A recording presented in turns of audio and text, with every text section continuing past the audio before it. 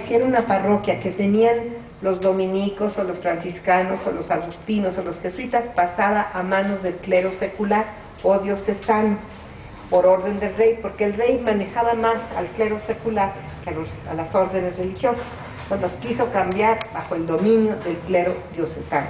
Pero el clero diocesano no sabía las lenguas indígenas, y todas las órdenes religiosas hablaban las lenguas indígenas. Entonces, para donde había parroquias indígenas fue un gran agravio. Va una. Y hay muchas más. Empieza a haber una serie de medidas para sacar dinero, para sacar recursos, porque además España cada vez se metía más en guerras, o contra Francia, o con Francia contra Inglaterra, y así se la pasó el siglo XVIII. ¿De dónde iba a salir el dinero? No solamente de aquí.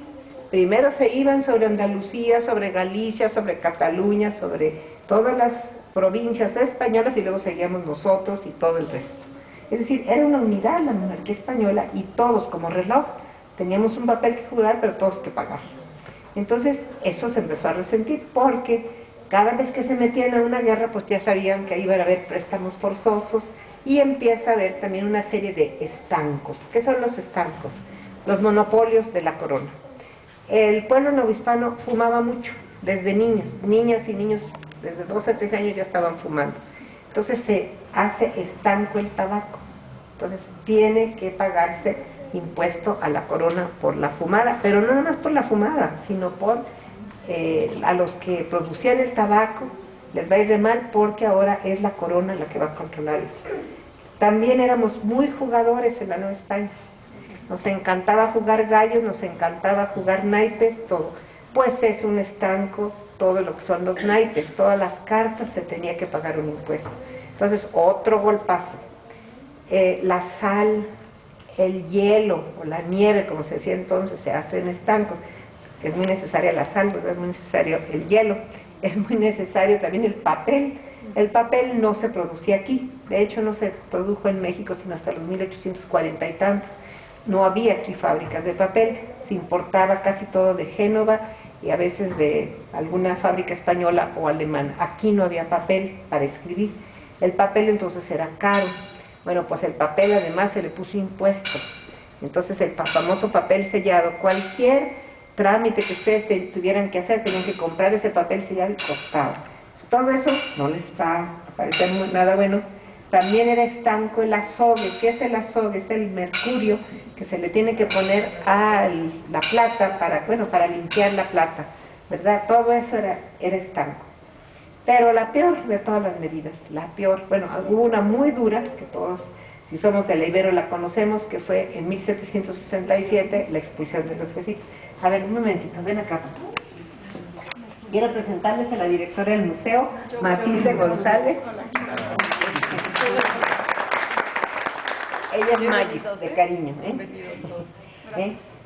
a las 11 vamos a ir allá ya con los de la canal, pero mientras ya... Síguele, Lupita, no te interrumpes. Bueno, aquí está el alma de eso. Entonces, miren, la expulsión de los jesuitas en esta zona fue terrible. Si ustedes analizan a posteriori dónde fue la insurrección, van a ver cómo coincide con los lugares que se levantaron en armas cuando la expulsión de los jesuitas. Pátzcuaro, Uruapan, San Luis Potosí, San Luis de la Paz. Es decir, esta zona del Bajío estuvo indignadísima por la expulsión.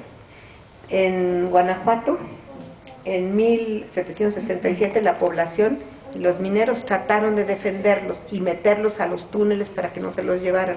Los jesuitas les dijeron que no los defendieran, que tenían que obedecer, se tenían que ir. Además les daban permiso de llevar su breviario y algunas pertenencias básicas, nada más.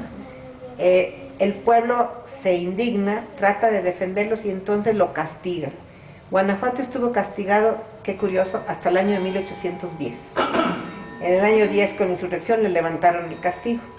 Claro, porque ya estaba la cosa peligrosísima. Pero si uno analiza todo eso, va viendo, ¿verdad?, que esas medidas habían causado mucho agravio. Imagínense a los exalumnos de los jesuitas, los sentidos que estaban. ¿Quién era exalumno de los jesuitas? Miguel Hidalgo. A los 12 años estuvo en clases en el colegio de San Francisco Javier en Valladolid. Bueno, y a los 12 años le tocó ver que sacaban a todos sus maestros y iban para afuera, ¿no? Entonces, eso lo vivieron. Después hay que recordar también, aquí no hubo colegio jesuita, pero los oratorianos que conocieron ustedes ayer están muy ligados a los jesuitas. De hecho, ellos se quedaron con muchas de las devociones jesuitas, las continúan, como vamos a ver hoy en la tarde en Atotonilco. Ellos continúan mucha la devoción al Sagrado Corazón, continúan los ejercicios de San Ignacio, ellos como que, y también tienen la profesa en México, que era también de los jesuitas. Esa orden como que se queda con esa devoción y esa mística, diríamos. Bueno, entonces aquí también hay mucho agravio. Pero viene una que es terrible y les da parejos a todos. Es de 1804, pero se lleva a cabo en el año 5, que se llamó la consolidación de los vales reales. ¿Qué quería decir eso? Eso ya se había hecho en España, años antes. Quería decir que el Estado, la corona, iba a cobrar lo que se le debía a la Iglesia, y que la Iglesia había prestado, pero ya tenía años de no cobrar, y nomás cobraba un interés muy bajo anual de 6%, pero no cobraba el principal. Había deudas de 100 años, de 150 años que no cobraba. Pero llega la corona y dice, pues yo ahora cobro, y si no me pagas en tal tiempo te confisco y pues subasto tus bienes. Todas estas familias quedaron en una situación muy difícil. Esta familia de Allende debía 18,000 pesos, que se dice fácil, pero en aquella época es una barbaridad, y no tenían cómo pagar. Los Lanzagorta estaban endeudados, todos estaban endeudados. El padre Hidalgo tenía una hacienda que se llamaba Santa Bárbara y estaba endeudado por 7,000 pesos, no la pudo pagar. Él y su hermano chico Manuel trataron de ver cómo le podían esperarlos, no los pudieron esperar, y en el año 9 ya subastan la hacienda. El hermano chico se muere loco, Manuel, el hermano de Hidalgo, en el año 9. Es decir, aquí había muchas cosas que estaban pasando, que había directamente afectado a las familias, pero no nada más a estos que tenían bienes. ¿Por qué también afectó a las comunidades indígenas? Porque las comunidades indígenas también tenían prestado dinero de la Iglesia. Para muchas cosas se les había prestado. Las cofradías también tenían prestado. Todas esas van a ser golpeadas por esta medida terrible. El amigo de Hidalgo, Manuel Abad y Queipo, que después fue obispo electo en Michoacán, lo que le dijo al rey, mandó una representación a nombre de la diócesis de Michoacán, diciéndole que era una medida que iba a causar la desgracia de toda la Nueva España, la economía se iba a destruir, que recordara que se iban a olvidar de la buena voluntad del rey, como diciendo, ya de bueno no va a tener nada. Es decir, les hicieron ver que esa medida en España no tuvo efecto tan fuerte, porque en España no había tanto préstamo. Aquí era el único banco, diríamos, de la época, aunque no era banco, pero era el único que prestaba. En España lo que más tenía era propiedades, sacara más bien dinero prestado. Entonces iba a tronar a toda la Nueva España. Se sacaron desde el año 5 al 9 se estuvo exigiendo estos pagos, como siempre pagos que luego no sirven, porque se consiguieron como 12 millones de pesos. El valor de todas las propiedades tendría unos 60 millones, de los cuales no se consiguieron más que 12. Y entonces en ese tipo de cosas se malbarata la obra, y no podía salir el dinero, imagínense, porque en Inglaterra dominaba todo el Atlántico. Si salían los pesos de la conciliación, ya se imaginan lo que iba a pasar. Entonces estaban guardados y tuvieron que hacer, las cosas más interesantes y extrañas para sacar los dineros. Lograron sacarla secretamente en barcos de comerciantes, pero ¿cómo? Con un arreglo secretísimo entre los enemigos, porque ya no había de otra.